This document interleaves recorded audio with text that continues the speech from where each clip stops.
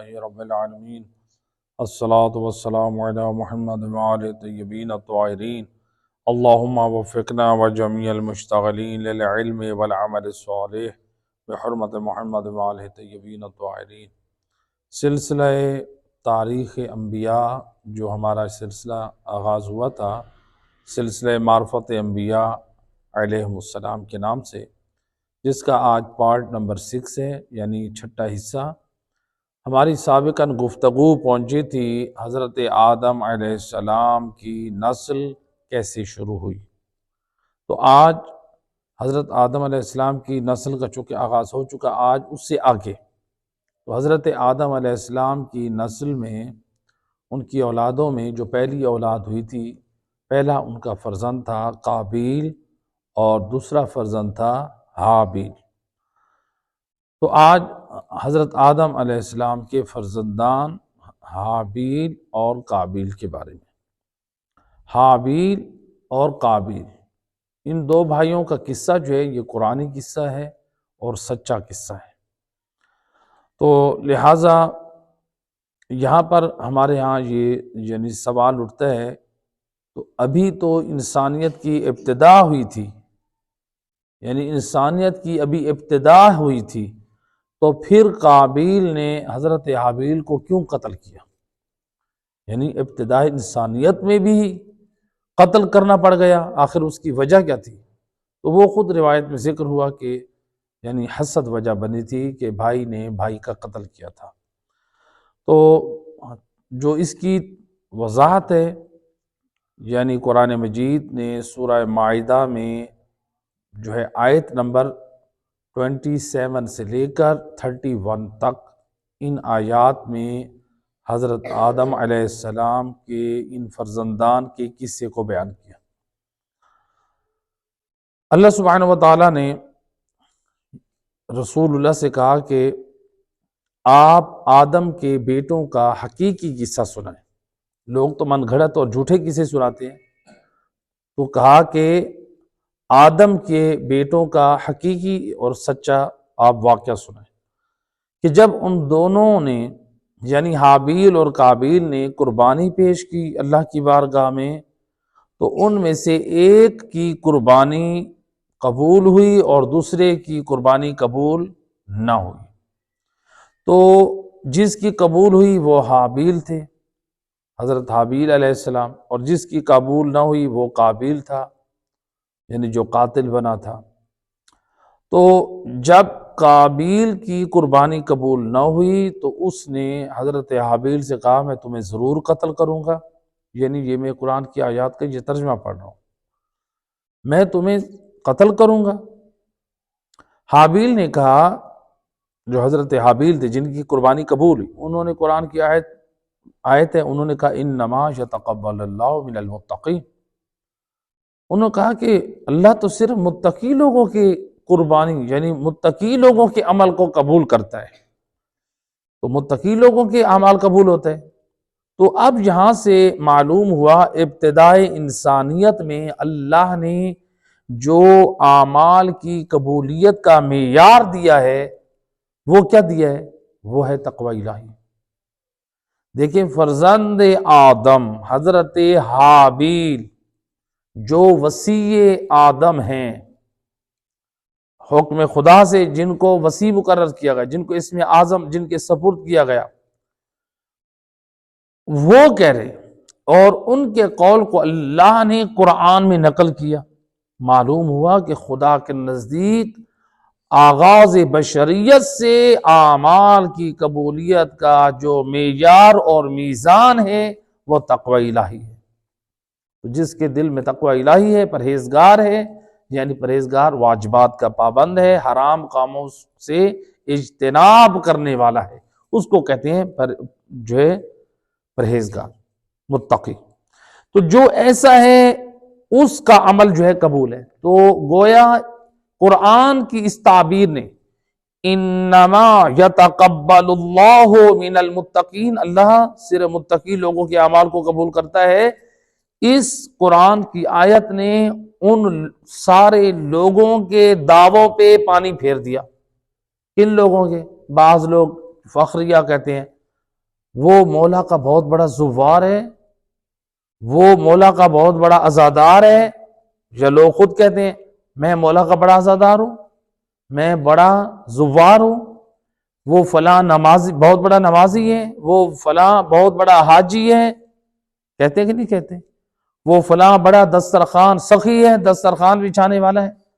اللہ سبحانہ وتعالیٰ نے میزان اور معیار دیا، دیکھو یہ بڑا حاجی ہونا، بڑا نمازی ہونا، بڑا زوار ہونا، بڑا عزادار ہونا، بڑا اپنے آپ کو مولائی ہونے کا دعوے دار ہونا، یہ تمہارے ہیں سب۔ جس کی اللہ سبحانہ وتعالیٰ نے جس مومن کے اعمال قبول کرنے ہیں، انما یتقبل اللہ من المتقین، انما یتقبل اللہ من المتقین، اللہ صرف متقیوں کے اعمال کو قبول کرتا۔ اللہ نے سب کے بنائے ہوئے اصولوں پر پانی پھیر دیا۔ اللہ نے کہا تمہارے اصول نہیں چلیں گے، اصول میرے چلیں گے۔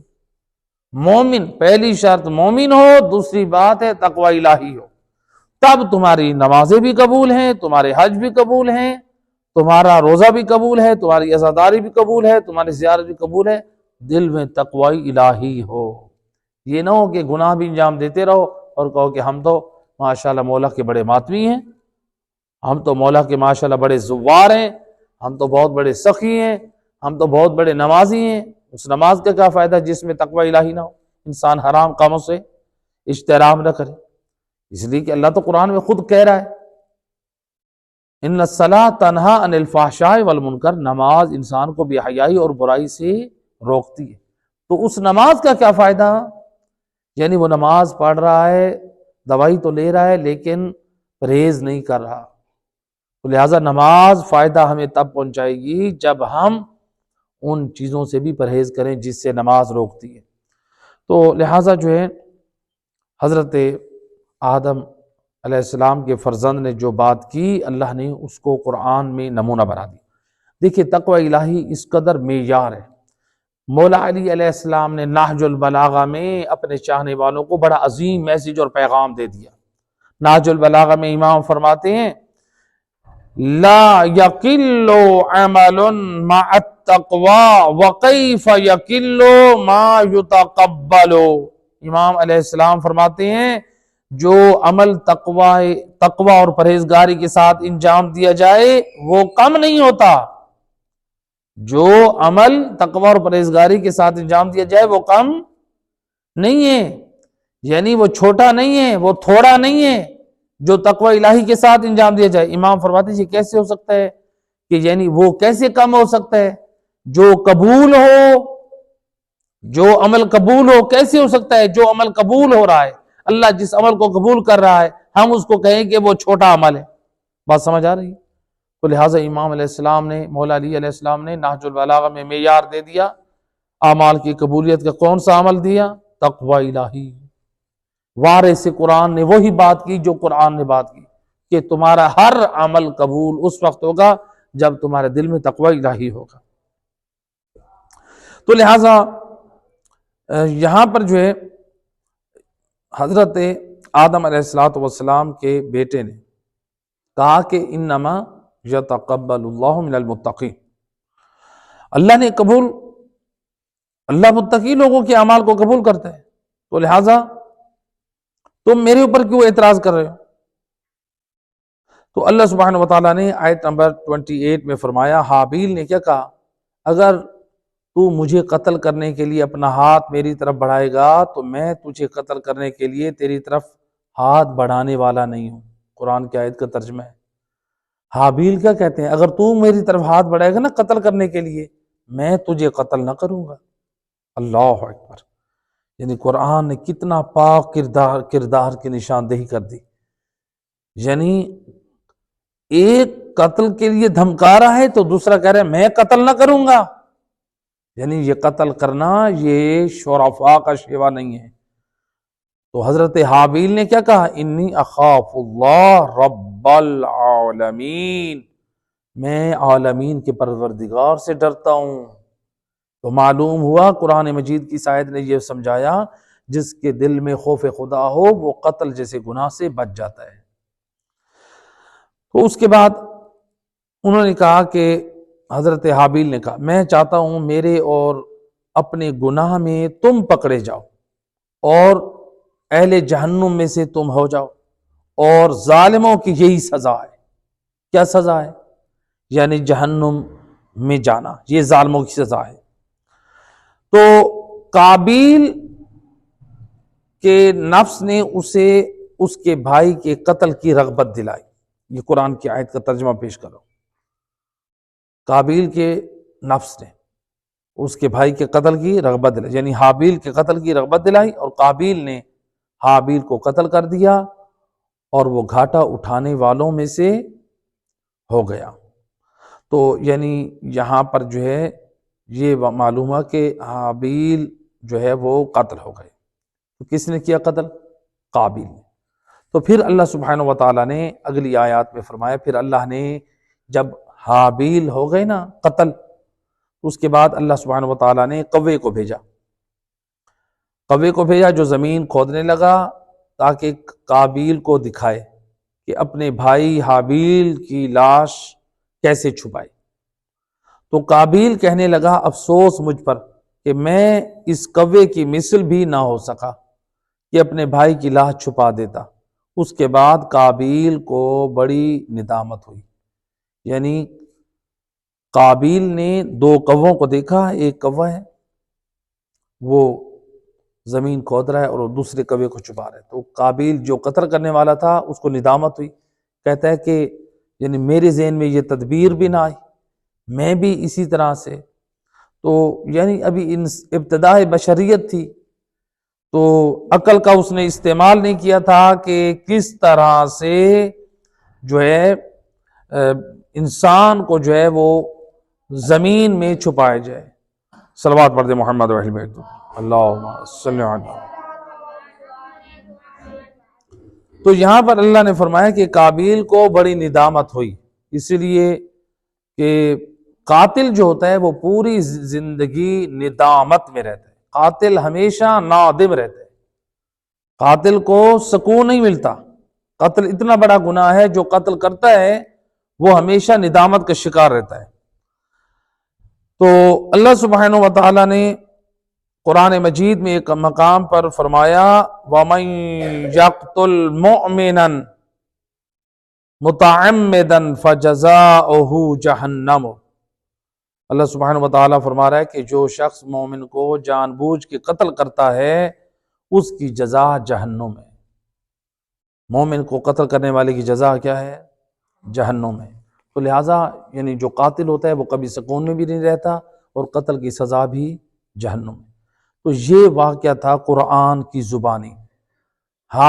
حضرت حابیل تاریخ بشریت کے پہلے شہید ہیں۔ تاریخ بشریت کی پہلی دہشت گردی جو ہوئی تھی، دہشت گرد کون تھا؟ قابیل تھا۔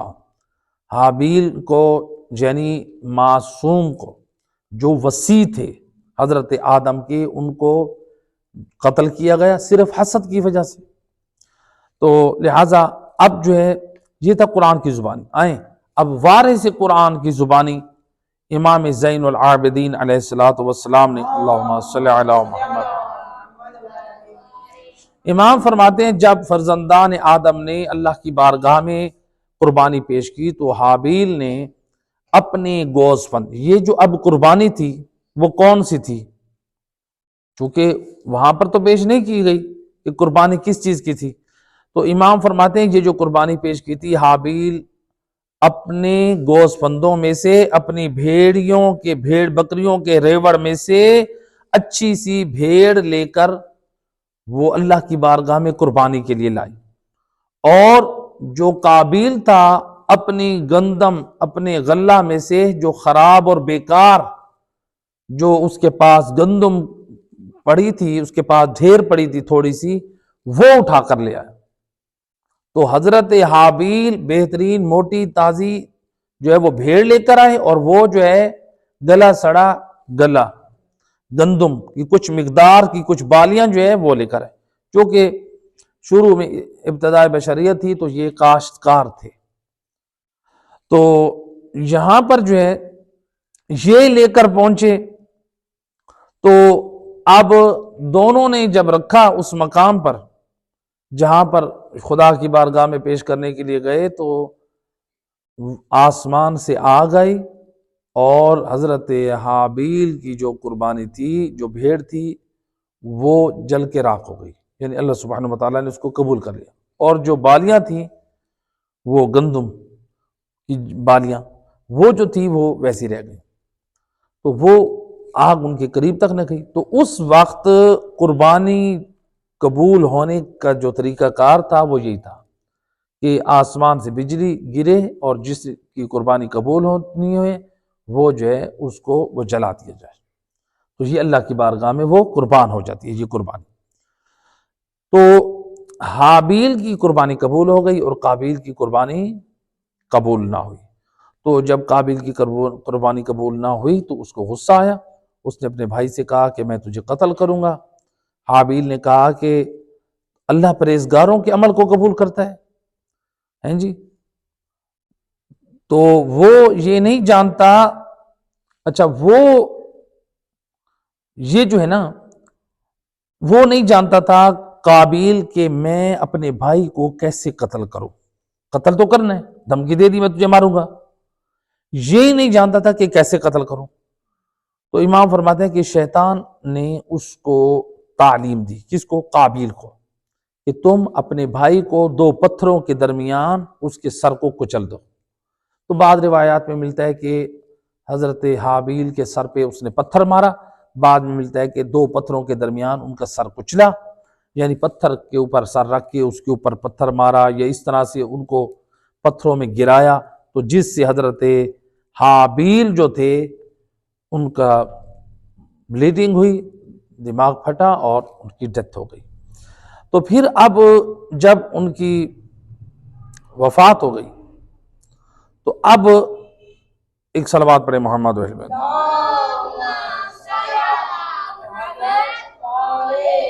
اب یہ نہیں جانتا تھا کہ میں لاش کا کیا کروں، قتل تو کر چکا ہوں بھائی کا، اب اس کی لاش کو کیسے دفن کروں، لاش کا کیا کروں۔ تو ملتا ہے کہ قابیل نے یہ دیکھا کہ دو کوے آئے، دو کووں کی آپس میں لڑائی ہو رہی تھی، تو دو کووں میں سے ان کی لڑائی ہونے لگی، ایک کوے نے دوسرے کوے کو مارا، مارنے کے بعد اس نے زمین کو کھودنا شروع کیا، پھر اس نے چونچ کے ذریعے سے اس کوے کو اس گڑھے میں ڈال کے اس کے اوپر مٹی ڈالنا شروع کر دی، تو جس سے جو ہے قابیل یہ سمجھا کہ اب میں نے بھی اسی طرح سے کرنا ہے، یعنی اپنے بھائی کے لیے زمین میں گڑھا کھودنا ہے اور اس کو دفن کرنا ہے۔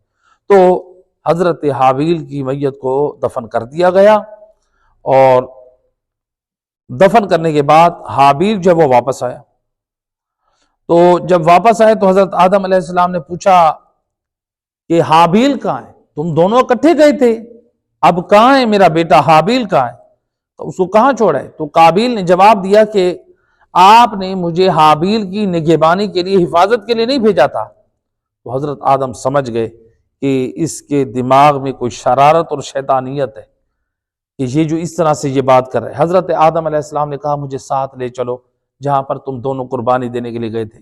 جب اس قربانی والے مقام پر پہنچے تو وہاں پر کچھ آثار دیکھے، تو حضرت آدم علیہ السلام کو معلوم ہوا کہ میرے فرزند حابیل کو قتل کر دیا گیا۔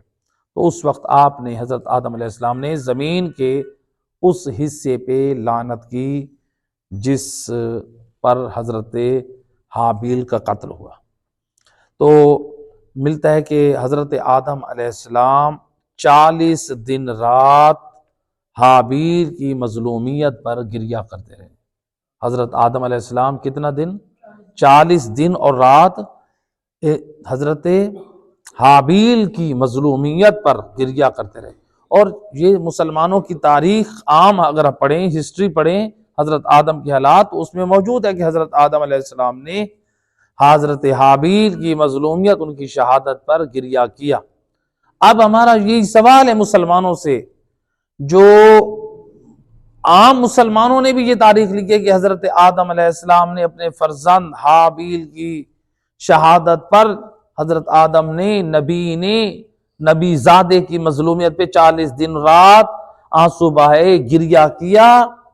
تو آج دنیا ہم پہ اعتراض کرتی ہے کہ آپ امام حسین علیہ السلام پہ گریہ کیوں کرتے ہیں، ان پہ نوحہ کیوں کرتے ہیں، ان کی صف ماتم عزا کیوں بچھاتے ہیں؟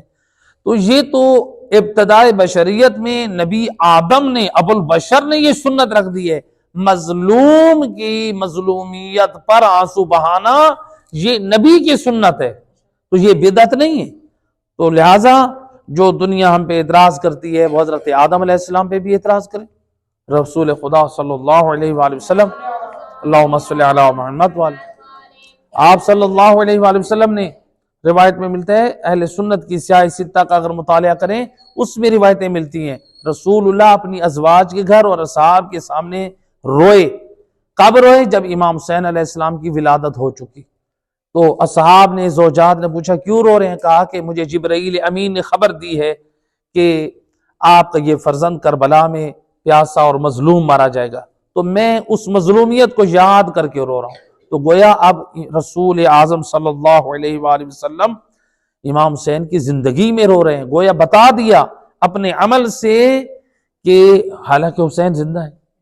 یعنی امام حسین کے مظلومیت پہ آنسو بہانا سنت نبوی ہے، اہل سنت کی کتابوں میں موجود ہے۔ صلوات پڑھ دے محمد وسلم۔ تو لہٰذا یہاں تک جو ہے یہ بات، اس کے بعد جو ہے روایت ہے کہ امام جعفر صادق علیہ السلام سے پوچھا گیا، اللہم صلی علی، امام سے پوچھا گیا کہ حابیل کو قتل کیوں کیا گیا، حضرت حابیل کو قتل کیوں کیا؟ تو امام علیہ السلام نے جواب دیا کہ اللہ کی طرف سے حکم ہوا تھا، آدم تم اپنا وصی بناؤ حابیل کو اور اس کو اسم اعظم اس کے سپرد کرو۔ تو جب حضرت آدم نے اپنے بیٹے حابیل کو وصی بنایا اور اسم اعظم کی تعلیم دی، تو اس وقت قابیل جو تھا وہ حسد میں آ گیا، اس نے حضرت حابیل کو قتل کیا، حسد کیا۔ کہ اس نے کیوں حسد کیا؟ کہا کہ بڑا میں ہوں، یہ وصایت اور بزرگی اور کرامت یہ مجھے ملنی چاہیے، تو اس نے حسد کرتے ہوئے کیا کیا؟ اس نے قتل کر دیا۔ تو لہٰذا یہ قتل، یہ حسد جو ہے یعنی اتنا بڑا گناہ ہے، انسان کو یعنی بہت بڑے جرائم کی طرف لے کر جاتا ہے۔ دیکھیں، دو کام تاریخ میں ہمیں جو ملتے ہیں، دو کام ہوئے ہیں ابتدائی بشریت میں، اور دونوں کام حسد کی وجہ سے ہوئے۔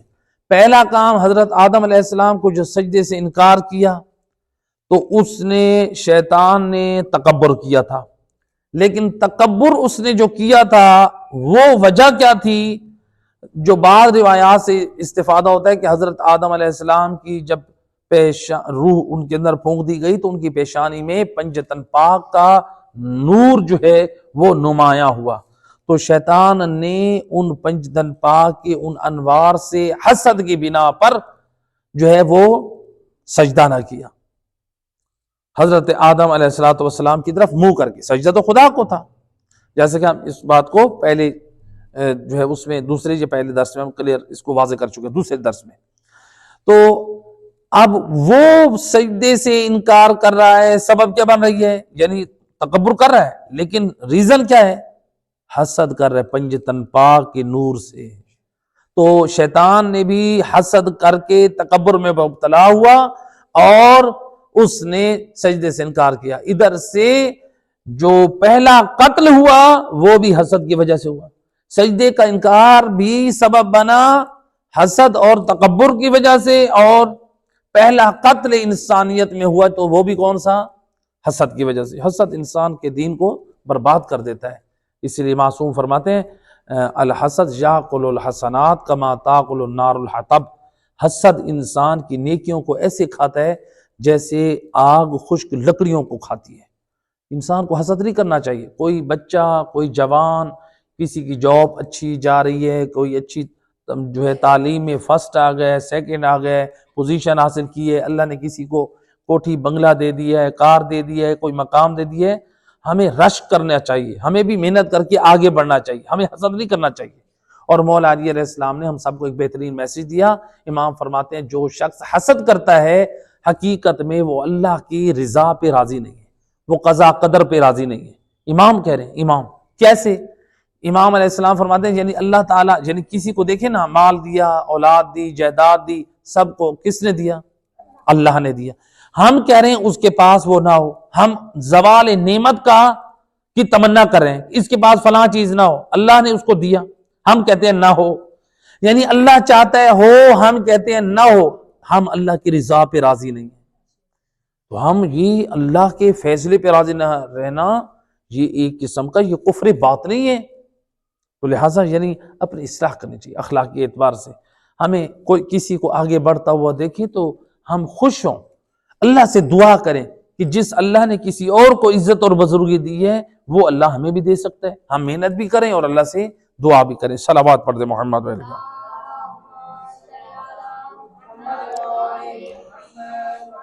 یہاں پر جو ہے روایت ہے امام جعفر صادق علیہ السلام سے, اللہم صلی علی محمد وعلی.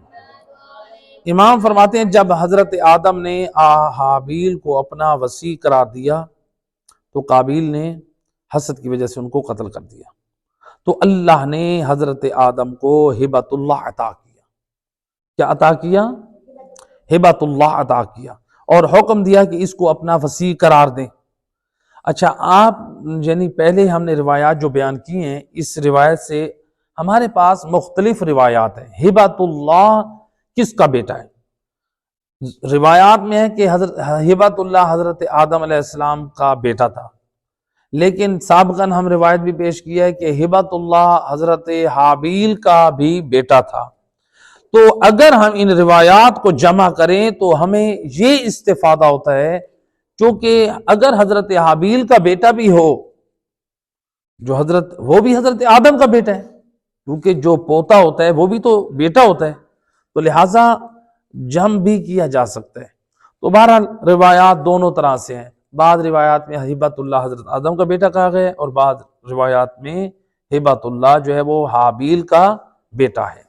تو یہ بھی ہو سکتا ہے کہ دو بیٹے ہوں, تو اگر جمع کریں تو ہو سکتا ہے کہ حضرت حابیل کا بیٹا حضرت آدم کا بیٹا ہے. تو چونکہ اچھا یہ حضرت حابیل کے قتل کے بعد پیدا ہوا, تو ظاہری بات ہے کہ حضرت حابیل جب شہید ہو گئے تو پھر چونکہ ان کی وائف پریگننٹ تھی, تو پھر ان کا بچہ پیدا ہوا جس سے ہبۃ اللہ پیدا ہوئے. تو یعنی یہ اب کہا جا سکتا ہے وہ حضرت آدم علیہ السلام کا بیٹا ہے, یعنی ان کا پوتا ہے وہ انہی کا بیٹا ہے. تو بہرحال دو طرح سے روایتیں موجود ہیں. تو اب حضرت آدم علیہ السلام نے ہبۃ اللہ کو جو ہے وہ حکم خدا سے اپنا وصی بھی بنایا اور ان کو اسم اعظم بھی ان کے سپرد کیا. تو قابیل نے ہبۃ اللہ سے کہا کہ دیکھو تم اس راز کو راز رکھنا, اس راز کو راز رکھنا, کسی کو یہ نہ کہنا کہ میں وصی ہوں, یہ خام خواہ کے یہ باتیں نہ کرنا, اپنی وصی ہونے کا اعلان نہ کرتے پھرنا لوگوں میں, اپنے وصی ہونے کا اعلان نہیں کرنا. اگر تم نے کیا تو جس طرح میں نے حابیل کو قتل کیا تھا ویسے میں تمہارا بھی قتل کر دوں گا. تو اس لیے پھر یعنی انبیاء کو یہ سفارش کی گئی کہ وصایت کو یعنی جو وصی ہے اس کو پوشیدہ رکھا جائے, اس کا اعلان نہ کیا جائے. کیوں؟ لوگ دشمن بن جائیں گے اس کو وصی کو قتل کرنے میں. تو لہٰذا یعنی جس وقت مناسب ہوگا, حکمت کا تقاضا ہوگا, اس وقت اس کو بیان کیا جائے گا. تو بہرحال یعنی ایک روایت سے استفادہ ہوتا ہے. تو اب جو ہے روایت میں ہے کہ جب آگ نے حابیل کی قربانی کو جلا دیا تو یعنی اس کی قربانی جو ہے وہ قبول ہو گئی, چونکہ اس وقت جو ہے یہی طریقہ تھا قربانی کے قبول ہونے کا, آگ جس کو جلا دے اس کی قربانی قبول ہو گئی. تو حابیل کی قربانی قبول ہو گئی اور قابیل کی قربانی جو ہے وہ باقی رہ گئی. تو اس کے پاس شیطان آیا. جب حابیل کی قربانی قبول ہو گئی یعنی جل گئی, اللہ نے قبول کر لی, قابیل کی باقی رہ گئی قبول نہ ہوئی, اس کے پاس آیا شیطان. شیطان نے اس کو بہکایا. کیا بہکایا؟ اس نے کہا اے قابیل تمہیں پتہ ہے حابیل کی قربانی کیوں قبول ہوئی؟ کہا کہ جو حابیل تھا وہ آگ کی پرستش کرتا تھا, آگ کی عبادت کرتا تھا, اس لیے آگ نے اس کی قربانی کو جلا کے راکھ کر دیا, قبول کر لیا. تو لہٰذا تم بھی آگ کو قبول کرو. تو شیطان نے اس کو بہکایا تو اس نے کہا کہ میں بھی آگ کی عبادت کروں گا، لیکن میں اس آگ کی عبادت نہیں کروں گا جس آگ کی حابیل عبادت کرتا تھا، تو میں جو ہے یعنی بلکہ دوسری آگ کی عبادت کروں گا۔ یعنی کیا مطلب؟ جو یعنی آتش خانہ بناؤں گا۔ تو اس نے کیا کیا پھر؟ قابیل نے، اس نے شیطان کے بہکاوے میں آ کے اپنا عبادت خانہ بنایا، آتش خانہ۔ تو اس نے اس میں آگ جلائی، آگ جلاتا اور اس نے کہا کہ میری یعنی اپنی قربانیوں کو پیش کرتا، تو آگ وہ کیا کرتی؟ اس کو جلا کے راکھ کر دیتی۔ تو ظاہری بات ہے جب آگ کا کام تو جلانا ہے تو وہ اس بات پہ خوش ہوتا۔ اب دیکھیں شیطان نے اس کو کیسے بہکایا کہ تم آتش خانہ بناؤ، آتش کی پرستش کرو اور پھر تمہاری بھی قبول ہوگی۔ اس نے آتش خانہ بنایا، آتش میں یعنی آگ میں اس نے اپنی قربانی پیش کی اور وہ جل گئی، تو اس نے سمجھا وہ قبول ہے۔ تو اس طرح سے شیطان مردود نے اس کو بہکایا اور اس کو بے دین بنا دیا۔ اب وہ بے دین بن گیا، آتش پرست بن گیا۔ تو جب یہ آتش پرست بن گیا تو پھر شیطان نے اس کو اس طرح بہکا دیا کہ اس نے اپنا دین اور ایمان اسی میں سمجھ لیا کہ یہی آگ جو ہے نا اسی کی پرستش کرنی ہے۔ تو وہ خدا واحد کے عقیدہ توحید سے منحرف ہو کے وہ آتش پرستی کی طرف آ گیا، حالانکہ نبی زیادہ تھا۔ اب دیکھیں سوال ہے، یہ قابیل آتش پرست کیوں بنا؟ ایک نبی کا بیٹا ہو کے آتش پرست کیوں بنا؟ پہلے دیکھیں پہلا کام اس نے کون سا کیا؟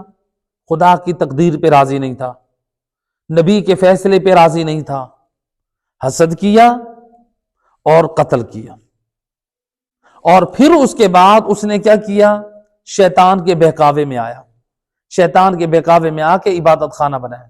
معلوم ہو اب حالانکہ اس زمانے میں نبی بھی تھے، حضرت آدم علیہ السلام، تو ہادی برحق موجود تھے۔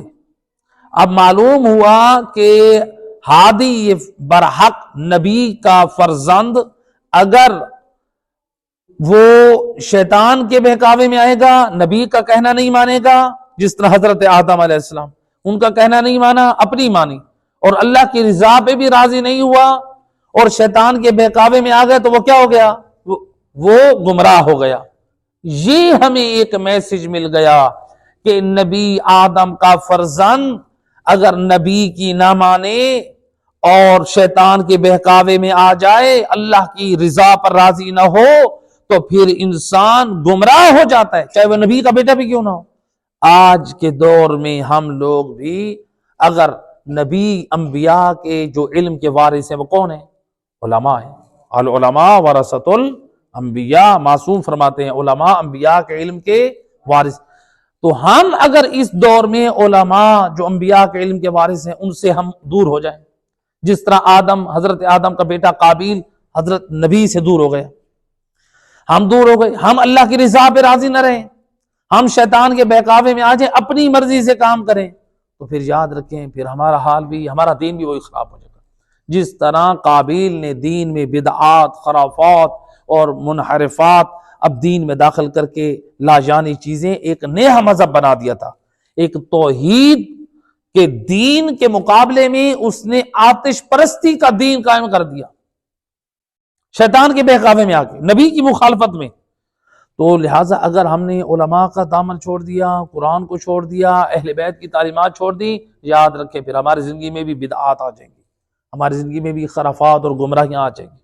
ہر عمل سے پہلے ہمارے ہر عمل سے پہلے ہم نے اپنے بالوں کا سٹائل بنانا ہے، اور اپنے پاؤں کے ناخن کے کاٹنے تک ہماری ہر طور و طریقہ ہونا چاہیے محمد وال محمد کی تعلیمات کے مطابق، تو پھر تو ہم کامیاب ہیں۔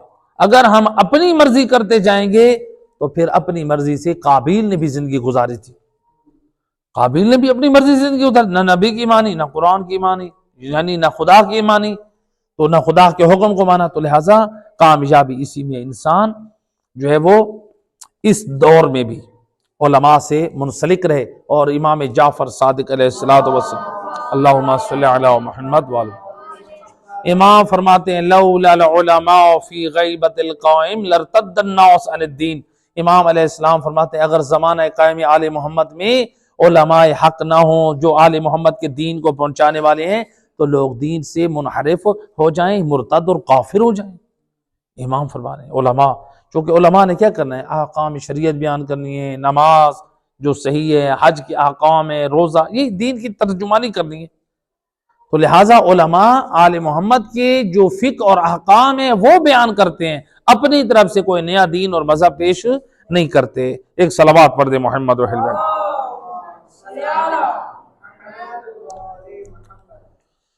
تو لہٰذا اب یہ جو ہے یہ منحرف اور گمراہ ہوا۔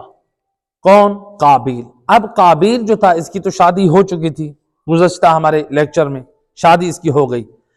اب جب اس نے قتل کیا حضرت حابیل کا تو اس کو یہاں سے نکال دیا، حضرت آدم نے اپنے اس علاقے سے اس کو نکال دیا، تو یہ ایک اور دور علاقے میں جا بسا، تو اپنی بیوی کے ساتھ وہاں اس کا بچہ پیدا ہوا حنوک، پھر اس کی نسل آگے بڑھتی گئی، اور اس کی جو نسل بڑھی، اب اس کے بچے ہو رہے تھے نا، بچوں میں بیٹیاں بیٹے، اب وہ بڑے ہو رہے تھے، تو لہٰذا اب اس کی نسل اپنی نسلوں کے ساتھ جو ہے وہ یعنی اس طرح حرام زدیاں کرنے لگی۔ اس کی اپنی نسل کس طرح؟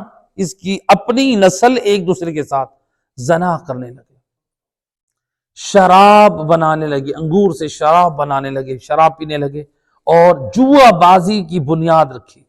تو یہ قابیل کی نسل اور اولاد نے زمین میں شراب، زنا اور یہ جوا بازی کی بنیاد رکھی، تو پھر یہ وہاں سے یہ سلسلہ بڑھتا گیا۔ تو اب دیکھیں نسل قابیل میں جوا بازی، زنا اور شراب کیوں آئی؟ چونکہ وہ ہادی کے وجود سے محروم تھے، نبی برحق حضرت آدم علیہ السلام، تو کسی نبی کی تعلیمات بھی نہیں تھی، بلکہ وہ شیطانی مذہب کا پیروکار تھا۔ شیطان کے بتائے ہوئے طریقے پر قابیل نے آتش قدہ بنا لیا، یعنی آتش خانہ بنا لیا، آگ کی پرستش کرتے تھے، عبادت کرتے تھے، تو لہٰذا اب کوئی الہی تعلیم دینے والا نہیں تھا، حرام اور حلال کی تعلیم دینے والا نہیں تھا، تو اس کی نسلوں میں زنا بھی بڑھا، اس شراب بھی پھیلی اور جوا بھی پھیلتا گیا۔ تو آپ دیکھ لیں، آج سروے کریں، آپ لوگوں میں دنیا میں سروے کریں، جہاں پر علماء نہیں ہوں گے، تعلیمات قرآن اور محمد والے محمد نہیں ہوں گی، وہ لوگ جواری ہوں۔ دیکھ لیں ان گھروں میں، دیکھ لیں لوگ وہ شطرنج کھیلتے ہوں گے، تاش کھیلتے ہوں گے۔ جن خاندانوں میں، گھروں میں دیکھ لیں جہاں پر قرآن اور آل محمد کی تعلیمات نہیں ہیں، وہاں پر زنا عام ہوتا ہوگا۔ سورہ نور پڑھیں گے تو زنا سے انسان اپنے آپ کو سیف رکھتا ہے۔ سورہ نور پڑھیں ایک دفعہ، اللہ کے رسول حضرت محمد صلی اللہ علیہ وآلہ وسلم اللہم صلی علی محمد والہ، آپ فرماتے ہیں اپنی بچیوں کو سورہ نور کی تعلیم دو۔ سورہ نور وہ ہے، اگر ہم اپنی بچیوں کو سورہ نور کی تعلیم دیں تو ہماری بچیاں، معاشرے کی جو ہماری بچیاں ہیں، وہ زنا جیسے حرام سے بچ سکتی ہیں۔ آج اس قدر بے حیائی اور بےغیرتی عام ہو چکی ہے، تعلیم کے نام میں یونیورسٹی اور کالجوں میں بچیاں جاتی ہیں پڑھنے کے لیے، اور وہاں پر اپنی عفت اور اپنی عزت اپنی داغدار کر کے آتی ہیں۔ تو لہٰذا یعنی یہ شرم کی بات ہے، جہاں تعلیمی اداروں میں ہماری نسلوں کو شعور دینا چاہیے تھا، وہاں پر ہماری نسلوں کے دین اور ایمان کو برباد کیا جا رہا ہے۔ تو لہٰذا یہ والدین کی تربیت ہونی چاہیے گھروں میں، اپنی نسلوں کو اس طرح باحجاب اور ہیں ایسے خاندان بھی ہیں، ایسے گھرانے بھی ہیں جن کے بچیاں باحجاب شرم و حیا میں یونیورسٹیوں میں پڑھ رہی ہیں، کالجوں میں پڑھ رہی ہیں۔ یہ صرف ایسا نہیں ہے کہ یونیورسٹی میں پڑھنے والی ہر خاتون خدا نخواستہ علیہ باللہ کو یہ نہ سمجھے کہ وہ بری ہے، نہ، کتنی خواتین ہیں جو اپنے دین، اپنی پاک دامنی کی حفاظت کر کے وہ تعلیم حاصل کر رہی۔ تو ایسے یہ والدین کی تربیت ہے، والدین کی تربیت کی وجہ سے ان بچوں نے اپنی عفت اور پاک دامنی کو محفوظ رکھا ہوا ہے۔ تو لہٰذا جہاں جس معاشرے میں جو ہے پیغام ہدایت، انبیاء کی تعلیمات، علماء کی تعلیم جو ہے وہ واضح و نصیحت نہیں ہوتی، وہاں پر یہ شرابیں بھی ہوتی ہیں، جوا بازی بھی ہوتی ہے، اور گناہ بھی ہوتا ہے۔ صلوات پڑھ دیں محمد و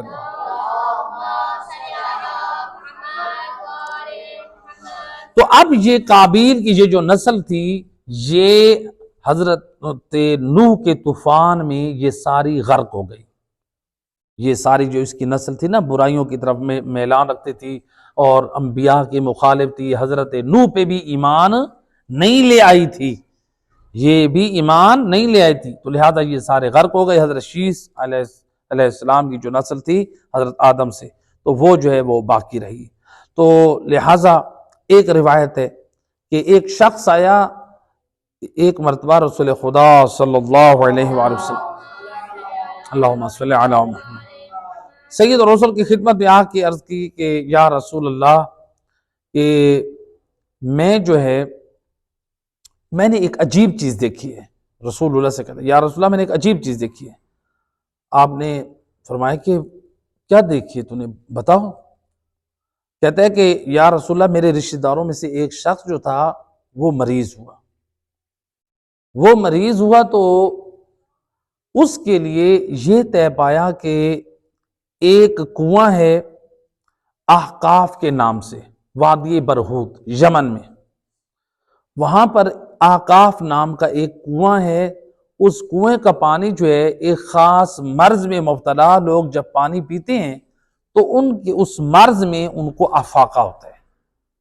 تو کہا گیا کہ وہاں کا پانی، تو میں بھی گیا، تو اس کنویں کا پانی لینے کے لیے جب میں اپنے ساتھ مشک اور ڈول لے کر گیا، تو جب میں نے ڈول کو اس کنویں میں ڈالا اور جب میں اپنے اس مشک کو بھرنے لگا، پانی بھرنے لگا، تو میں نے دیکھا کہ ایک مجھے آسمان سے ایک زنجیر کی مثل ایک کوئی چیز لٹکتی ہوئی محسوس ہوئی۔ میں نے دیکھا کہ ایک زنجیر لٹک رہی ہے اور جس میں ایک شخص کا گلا جو ہے اس میں باندھا ہوا ہے، اور وہ چیخ اور چلا رہا ہے، فریاد کر رہا ہے، العطش العطش کی صدا بلند کر رہا ہے۔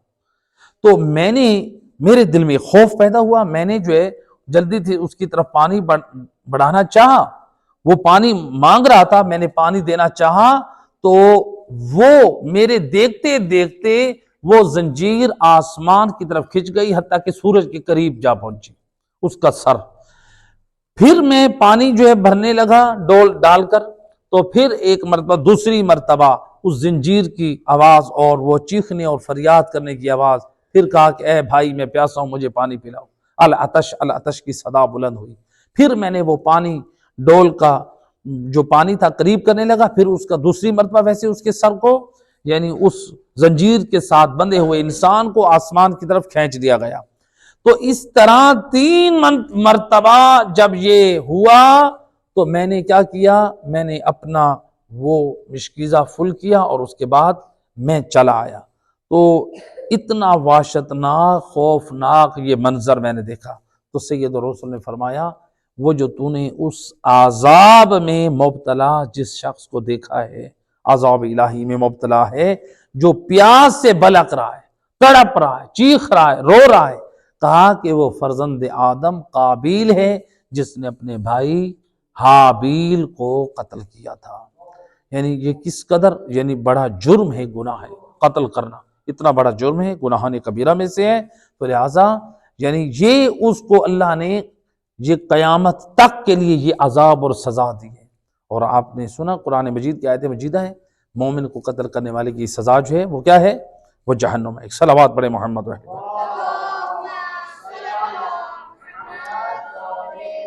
تو لہٰذا یہاں تک حضرت حابیل کے قاتل قابیل کو جو ہے وہ اللہ سبحانہ وتعالیٰ نے دنیا میں یہ سزا دی۔ انشاءاللہ اس کے بعد جو ہے نیکسٹ جو ہے تاریخ